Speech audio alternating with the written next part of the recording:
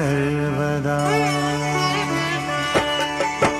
ॐ गङ्गणपतये नमो नमः, श्रीसिद्धिविनायक नमो नमः, अष्टविनायक नमो नमः, गणपति बाप्पा मोरया।